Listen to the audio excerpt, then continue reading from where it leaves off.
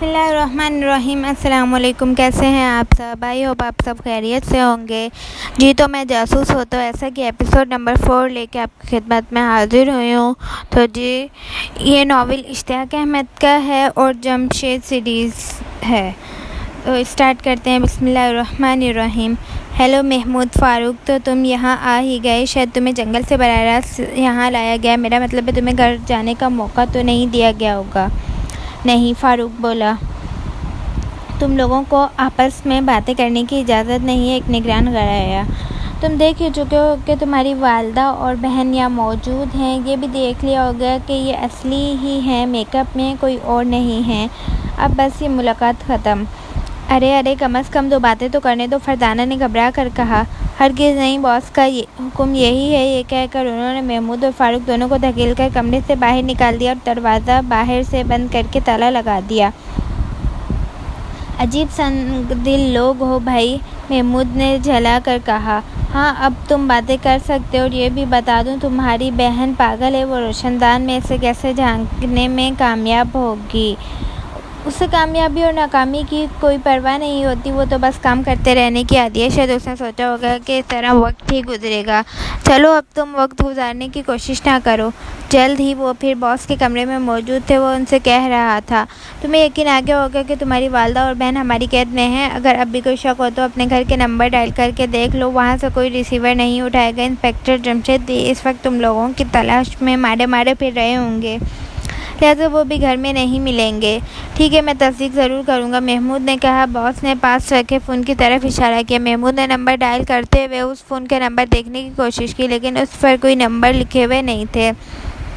दूसरी तरफ घंटी बजती रही और फिर कुछ सोचकर महमूद ने दोबारा नंबर डायल करने शुरू कर दिए। इस मरतबा उसने बेगम शराजी के नंबर डायल किए। दूसरी तरफ से फ़ौरन रिसीवर उठाया गया।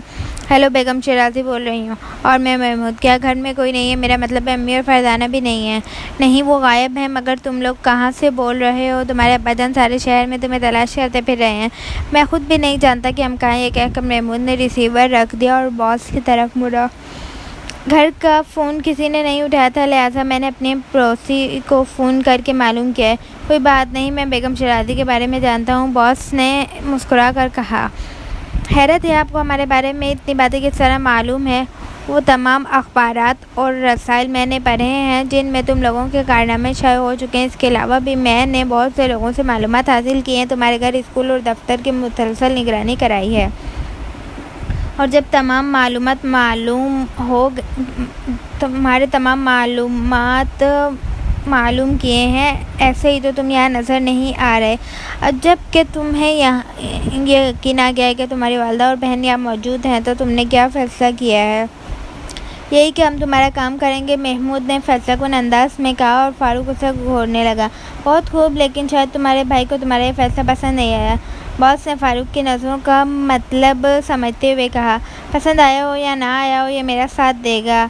तब फिर तुम इसी वक्त यहाँ से रवाना होकर आईजी की कोठी में पहुँच जाओ। तरकीब तुम रास्ते में सोच लेना। वैगन में तुम्हें आईजी की कोठी से कुछ फासले पर छोड़ दिया जाएगा। ठीक है, महमूद ने कहा। काम ख़त्म करने के बाद, मेरा मतलब एक होंगे नुमा रबिया अल्बर्ट जान के हवाले करने के बाद तुम सीधे घर वापस चले जाओगे। इकराम और दूसरे लोगों को इत्तला दोगे कि तुम लोग घर पहुंच गए हो, लिहाजा तलाशी का सिलसिला ख़त्म कर दिया जाए। उसके बाद जहाज़ की परवाज़ के 2 घंटे बाद तुम्हारी वालदा और तुम्हारी बहन को भी शहर के किसी हिस्से में उतार दिया जाएगा। वो किसी न किसी तरह घर तक पहुंच जाएंगी। मैं अपने कॉल और फ़ैल का बहुत पाबंद हूँ। जो कहा है वही करूँगा, बशर्ते ये कि तुम किसी मोड़ पर धोखा ना करो। अच्छी बात है, नहीं देंगे धोखा। आजकल तो हमें खुद ज़रूरत है। फ़ारूक ने कहा। किस चीज़ की ज़रूरत है? भारत ने उससे घूरा। ओह सॉरी, आप तो मेरी ज़बान से अच्छी तरह वाकिफ़ हैं। अब आपको क्या बताऊं? फ़ारूक ने बौखला कर कहा और महमूद की तरफ देखने लगा। ले जाओ उन्हें और तमाम हिदायत पर पूरी तरह अमल करना। और हाँ, तुम दोनों ये भी सुन लो कि मेरे इन दोनों आदमियों को किसी किस्म का नुकसान पहुँचाया, देर से लौटे तो तुम्हारी वालदा और बहन की ज़िंदगी ख़तरे में पड़ जाएगी। बहुत अच्छा, हम अच्छी तरह समझ गए, आप फ़िक्र ना करें। बॉस, एक बात रह गई। एक निगरान कुछ कहते कहते रुका। मेरे ख्याल में तो कोई बात नहीं रह गई। बॉस ने उससे घूरा। उनकी बहन रोशनदान के ज़रिए बाहर झाँकने की कोशिश में मसरूफ़ है। मुझे मालूम है वो ये कोशिश किए बिना नहीं रहेगी, उसने हंसकर कहा। लेकिन तुम फिक्र ना करो, उसका हर तरह जायज़ा ले लिया गया है, वो रोशनदान तक नहीं पहुंच सकती। बहुत अच्छा बॉस, हम इन दोनों को लेकर जा रहे हैं, आओ भाई, उसने कहा और उन दोनों को लेकर बाहर निकले। एक बार फिर उन्हें बरामदों के चक्कर काटने पड़े। आखिर एक गैराज का अंदरूनी दरवाज़ा खोलकर वो उसमें दाखिल हुए। यहाँ कई गाड़ियाँ खड़ी थीं। उन्हें एक वैगन में बिठाया गया, दरवाज़ा बंद कर दिया गया और फिर वैगन का इंजन स्टार्ट होने की आवाज़ सुनाई दी। उन्होंने देखा वैगन के शीशे बिल्कुल अंधे थे और वो उन बाहर कुछ भी ना देख सकते थे। यार ये लोग तो बहुत चालाक हैं, फारूक बोला। हाँ, ऐसे ही मालूम होता है। अब हम लोग बाहर कुछ भी नहीं देख सकेंगे, लिहाजा बॉस के ठिकाने के बारे में कोई अंदाज़ा नहीं लगा सकते, महमूद ने कहा। देखा जाएगा, इस कमबख्त ने तो बुरी तरह हमें अपने काबू में कर लिया, फारूक उधरे झलाकर बोला। वैगन अब पूरी रफ्तार से चली जा रही थी। तुमने क्या सोचा, फारूक ने दबी आवाज़ में। काम कर ही क्या सकते हैं, डिबिया को चुराए बगैर कोई चारा भी तो नहीं, महमूद ने मायूसाना अंदाज में कहा। लेकिन ये देख लो कि उसमें न जाने कितना कीमती राज होगा। देख रहा हूँ और सोच रहा हूँ, हम बिल्कुल मजबूर हो गए हैं, फारूक कोई रास्ता सुझाई नहीं देता। अल्लाह रहम फरमाए, कहीं ऐसा न हो कि हम अब्बा जान, अम्मी जान, फरदाना और आजी साहब की नज़रों में गिर जाएं। अब्बा जान, हमें ये ताना दे कि तुमने अपनी माँ और बहन की खातिर मुल्क की इज्जत दांव पर लगा दी। अब तुम ही बताओ, हम क्या कर सकते हैं। अगर डबिया को ना चुराएं तो अम्मी जान और फरदाना की लाशें देखने को मिलेंगी। ठीक है, अब यही करना होगा, फारूक ने थकी थकी आवाज़ में कहा। वैगन तकरीबन 45 मिनट तक चलती रही। आखिर उसकी रफ्तार आहिस्ता होने लगी, फिर वो रुक ही गई। दरवाज़ा खुला और निगरान की आवाज़ सुनाई दी। नीचे उतर आओ, यहाँ से तुम बहुत जल्द आजी साहब की कोठी तक पहुँच जाओगे। वो नीचे उतरे। उन्होंने देखा एक सुनसान सड़क पर खड़े थे। उनके उतरने के फ़ौरन बाद दरवाज़ा बंद कर दिया गया और निगरान ने वैगन में बैठते हुए कहा, इस तरफ चल पड़ो, किसी गुजरती हुई गाड़ी में लिफ्ट ले लेना। शहरी हदूद में पहुँचने तक के बाद तो तुम्हें कोई टैक्सी मिल ही जाएगी। तुम्हारी नकदी चूँकि तुम्हारी जेबों में है। शुक्रिया जनाब, महमूद ने कहा और शहर की तरफ कदम उठा दिए। फारूक ने उसका साथ दिया। अपने पीछे उन्होंने गाड़ी जाने की आवाज़ सुनी। मुड़ कर देखा तो वो इस सड़क पर शहर की मुखालिफ सिमत में चली जा रही थी। इस सड़क को याद रखना, शहरी हदूद में दाखिल होते ही सड़क का नाम वगैरह पूछ लेना चाहिए। ठीक है। दोनों बहुत देर तक पैदल चलते रहे। फिर उन्होंने अपने पीछे गाड़ी की लाइटें महसूस की। मुड़ कर देखा तो एक कार आ रही थी। लो भाई, बन गया काम, फारूक ने खुश होकर कहा। कुछ नहीं कहा जा सकता कि काम बन रहा है या बिगड़ रहा है। आने वाली गाड़ी में अगर लिफ्ट मिल गई और हम जल्दी आजी साहब की कोठी तक पहुंच गए तो भी हम ये नहीं कह सकते कि हमारा काम बन गया है। हाँ, ये तो तुम ठीक कहते हो, लेकिन तुम ही तो कह रहे थे, अब हम कर ही क्या सकते हैं, फारूक बोला। हाँ ठीक है। इतने में गाड़ी नज़दीक पहुंच गई। एक कार थी, छोटी सी खूबसूरत कार। महमूद और फारूक ने उसे रुकने के लिए एक साथ हाथ बढ़ा दिए। कार उनके करीब आकर रुक गई। उन्होंने देखा अंदर एक शख्स ऐनक लगाए बैठा था, साफ सुथरे लिबास में था और हर चीज़ से दौलतमंदी टिपक रही थी। क्या बात है भाई, तुम दोनों रात के वक्त इस सुनसान सड़क पर क्या कर रहे हो। यकीन कीजिए, हम सैर नहीं कर रहे, फारूक बोल उठा। क्या मतलब। दरअसल हमें अगवा कर लिया गया था। अगवा करने वाले अब हमें इस सड़क पर छोड़ गए हैं। हमें शहर तक जाना है। क्या आप हमें शहर तक लिफ्ट दे सकेंगे। क्यों नहीं। अगवा करने वालों को उनके मुतालबे की रकम मिल गई होगी, तभी तो उन्होंने तुम्हें छोड़ा है। जी हाँ, शायद ऐसा ही हो। खैर बैठ जाओ पीछे, उसने कहा और हाथ पीछे करके दरवाज़ा खोल दिया। दोनों अंदर बैठ गए। कार एक बार फिर चल पड़ी। आप बहुत दलेर हैं, एक सुनसान सड़क पर कार रोक ली। और अगर हम डाकुओं के साथी होते, अल्लाह मालिक, मैं दूसरों की मदद करने का मौका नहीं गंवाता, उसने कहा। हम अपने मोहसिन का नाम पूछ सकते हैं। मुझे मोहसिन ना कहो, मैंने तुम पर कोई एहसान नहीं किया। मेरा नाम सरवर रज़ाई है। मैं यहाँ महकमा दाखिला में एक अच्छी पोस्ट पर हूँ। शुक्रिया जनाब, महमूद बोल उठा। तुम दोनों को कहाँ उतरना है। जाना तो हमें रहीम रोड पर है, आप जहाँ भी उतार सकें। शहर में तो हम टैक्सी से भी चले जाएंगे, असल मसला तो यहाँ का था। ठीक है, मैं रहीम रोड के नज़दीक ही इलाके में रहता हूँ, तुम्हें एन रहीम रोड पर उतार दूँगा। शुक्रिया जनाब, लेकिन इस तरह आपको जहमत होगी। हरगिज़ नहीं, इसमें जहमत की भला क्या बात है। अब आप बहुत अच्छे हैं, क्या आप बता सकते हैं सड़क का क्या नाम है और ये दूसरी तरफ कहाँ तक जाती है। ये सड़क भोपाली रोड कहलाती है। ये हमारे मुल्क की सबसे बड़ी सड़क है और मुल्क के दूसरे सिरे तक जाती है। लेकिन आप इतनी रात गए कहाँ से आ रहे हैं? मेरे एक अजीज बीमार थे, दूसरे शहर में रहते हैं, उनकी आदत के लिए गया था। सरवर रिदाई ने कहा। तुम दोनों के नाम क्या हैं? जी, मैं महमूद हूँ, ये फ़ारूक। महमूद और फ़ारूक के नाम तो कुछ जाने पहचाने लगते हैं।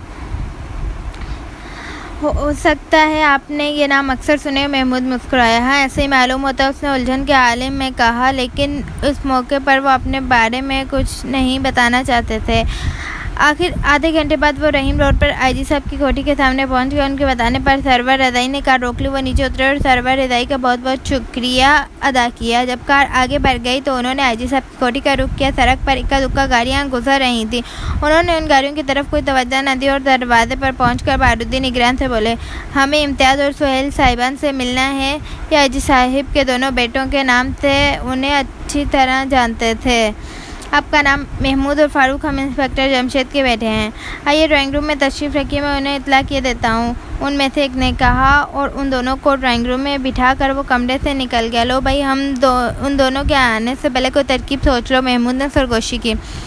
कैसी तरकीब? फ़ारूक चौंका। तिजोरी खुलवाने की। हमने अब तक ये तो सोचा ही नहीं कि तिजोरी की तरकीब से खुलवाएं। ओह, फ़ारूक के मुंह से बेसाख्ता अंदाज में निकला। उन्होंने वाकई ये तरकीब तो सोची ही नहीं थी।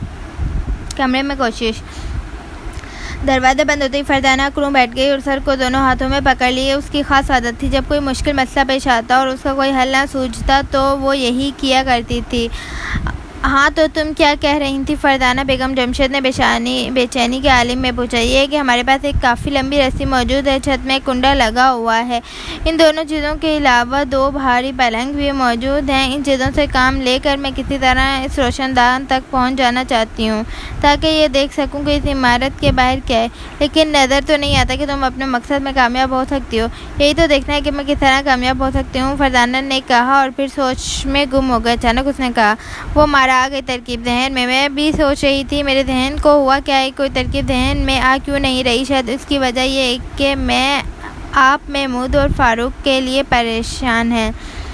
जल्दी बताओ, क्या तरकीब सोची है तुमने? मैं ये रस्सी इस कुंडे में फंसाऊंगी। ये कहकर वो रस्सी के एक सिरे पर फंदा बनाने लगी। फिर रस्सी को घुमा कर कुंडे का निशाना लेकर उस पर फेंका। फंदा कुंडे से ज़रा फासले पर लगा और नीचे आ रहा। उसने फिर रस्सी ऊपर उछाली। इस मरतबा फंदा कुंडे से टकराया ज़रूर, लेकिन उसमें अटक ना सका। तीसरी मरतबा फंदा कुंडे से काफ़ी फासले पर छत से टकराया और बेगम जमशेद ने नफ़ी में सर हिलाया। नहीं फरजाना, ये बहुत मुश्किल है, और फिर अगर कुंडे में रस्सी फंस भी गई तो तुम क्या कर लोगी? उन्होंने कहा, बस देखती जाइए, कोशिश करना हमारे काम में, मदद करने वाला अल्लाह है। ये कहकर उसने फिर फंदा उछाला और खुदा की कुदरत के इस मरतबा फंदा ऐन कुंडे में जा गिरा। ये देखकर फरजाना की खुशी से बाजें खुल गईं। उसने रस्सी को खींचकर फंदा कस दिया। अब वो कुंडे में से निकल नहीं सकता था। उसने रस्सी पर लटक कर उसकी मजबूती का अंदाज़ा लगाया, फिर उसे दोनों हाथों में पकड़ कर रोशनदान की मुखालिफ सिमत में चली गई। अब उसने रस्सी को दोनों हाथ पूरी तरह ऊंचे करके जहाँ तक मुमकिन हो सकता था ऊपर से पकड़ा और एकदम उससे लटक गई। नतीजा ये कि वो तेज़ी से रोशनदान वाली दीवार की तरफ गई, इस तरह जैसे बच्चे झूला झूलते हैं। अम्मी जान, अब आप मुझे झूला देना शुरू कीजिए। झूला रफ्ता रफ्ता ऊंचा होता जाएगा, शायद मेरा हाथ रोशनदान की सलाख तक जा पहुँचे। कहती तो तुम ठीक हो। पहली मरतबा उसकी तरकीब बेगम जमशेद की समझ में आई और उन्होंने ज़ोर शोर से फरजाना को झूला देना शुरू किया। दूसरी दीवार के नज़दीक पहुंचते ही फरजाना एक हाथ रस्सी से हटा लेती और उसे दीवार से छूकर ये अंदाज़ा लगाती कि अभी वो रोशनदान कितना ऊंचा है, लेकिन अभी तक वो फर्श और रोशनदान के दरमियानी फासले को भी नहीं छू सकती थी। इस तरह काम नहीं चलेगा अम्मी जान। तो फिर कैसे चलेगा? उन्होंने कहा, एक पलंग के ऊपर दूसरा पलंग रखकर मैं रस्सी को ऊपर से पकड़ती हूँ। इसके बाद आप मुझे पूरे ज़ोर से झूला देना शुरू करें, इस तरह शायद कामयाबी हो जाए। अच्छा, जैसे तुम्हारी मर्जी। उन्होंने उस तरकीब पर अमल किया और झूला शुरू किया। फरजाना का हाथ कई बार रोशनदान की सलाखों को छूते छूते बचा उसने पुरजोश लहजे में कहा, हम कामयाबी के बहुत नज़दीक है अम्मीजान। और जोर लगाइए। बेगम जमशेद उस वक्त हाँफने लगी थी। उन्होंने कब ऐसे काम किए थे?